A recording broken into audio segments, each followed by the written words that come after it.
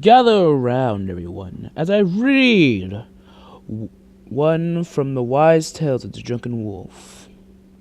Today's story was about a hooker who had an unfortunate run-in with a rich man with a dark past.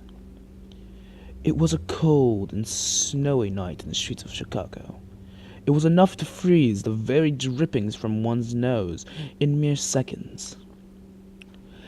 This would have convinced a normal person with a functioning brain to stay out of the streets, of course. That logic only works if your brain is functioning. $5. I will take $5 for your deepest desires, spoke a woman who was barely covered in anything. As a matter of fact, she seemed to only have a bra on. The bra seemed like it was fashioned out of old bacon strips she found in a nearby dumpster, and some ratty shoelaces to keep them on. It also seems that her brain was a little on the lacking side, as her advertisement seemed to be geared towards the common telephone pole. It seemed like her oddly dressed body cut a few peaks. As some people drove by, it was 5 p.m., and everyone was commuting from their jobs in the area. The brainless git turned her attention to the right Rolls Royce, which seemingly had its windows cracked. It was pretty inviting given its lush interior, leather seats that looked simply warm. Which followed was equally inviting. $5, you say? You have a deal. It came from the person who was sitting in the back. The window slowly rolled down. A seemingly astute man with a Cheshire grin greeted the lady. He extended his white-gloved hand to her. You should provide excellent stress relief, spoke the man as he handed over a 20. This actually got the woman to run into the car. Her stance changed to what could only be described as a horny dog ready to hump the next leg it sees. The car door opened, allowing her access into the warm interior. She was in a matter of seconds, no doubt her body working on the impulse of must find warmth. Her body suddenly started to shiver, feeling the major change in temperature. Of course, her shaking would not last as her vision blurred. It was not due to the temperature, though, but due to the sudden blunt strike to the head. Her body fell limp as the car drove off. A couple of hours passed before the girl came to. Her vision started off rather blurry, but slowly gained focus as her consciousness returned to normal. The first thing that came into view was a sign that read, Office of William J. Beats Her Ass, III. What an odd name, spoke the girl, although it seemed her small critique was heard by another. Odd. Not once did I call you odd, even though you're clearly a moron that dresses skimpy in cold weather. I am sure that you are clearly the odd here, spoke a male. He walked over into view, exposing that it was the one who let her into the car. You simply made 2 mistakes tonight.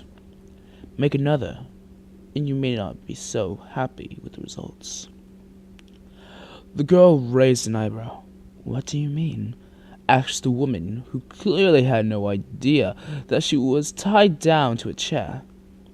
She watched him raise his hand to a gesture that seemingly suggested that he would humor her question. Simply put, you are hired as entertainment. I am not very entertained, you see. He walked over to the counter and leaned on it, looking at the wall as he spoke. It is very much like the time I took culinary classes. It was boring and kind of bullshit. His subject changed as he looked back at her. You like cooking? He asked as he walked over before leaning over her chair. What? Asked the bimbo before she felt a sudden sting across her cheek. William's hand took pose again as if to make a return course for her other cheek. That is not what I asked. I asked if you liked to cook. His hand made contact with her cheek a total of 3 times during this exchange. I love cooking, screamed the woman as William grinned again. That's good. He spoke as placed his boot on the chair. With slight force, he gave it a good enough push to make it slide back into a giant metal container. It seems that the chair was on some sort of pulley system, as it locked into place. Soon after the door shut. I would say $4.50 ought to do it, eh, Jim?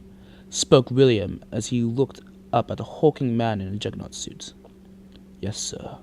Shall I set the oven? Spoke Jim as he adjusted his chef's hat on his helmet that was accompanied by a white chef's apron that went over his massive armor. Make it so. Set the timer for 2 hours. I like the meats rough. He chortled as he walked to his desk. Jim flipped a switch to turn on the oven. The lady's eyes widened as she could smell gas. What? She cried out before hearing the clicks of multiple burners ignite. She let out a horrifying scream as the flames shot out, incinerating her in seconds. It seems her suffering was short. On second thought, spoke Jim as he picked up the phone. Perhaps I will order takeout instead. He dialed the number for the pizza place as Jim shut the oven off. Inside, the corpse was still burning as it lay limp. Clearly, the girl was dead. Want anything, Jim? He spoke as he held the phone away from his ear. The tall juggernaut nodded. Pepperoni pizza, he spoke as William made the order. Pick up this mess and get the car running. William grinned before giving the corpse one last look. Smells like bacon. Definitely was worth the $20. The end. I hope our dear admin enjoys this. If you request any more, I will be happy to oblige. Thank you for your time.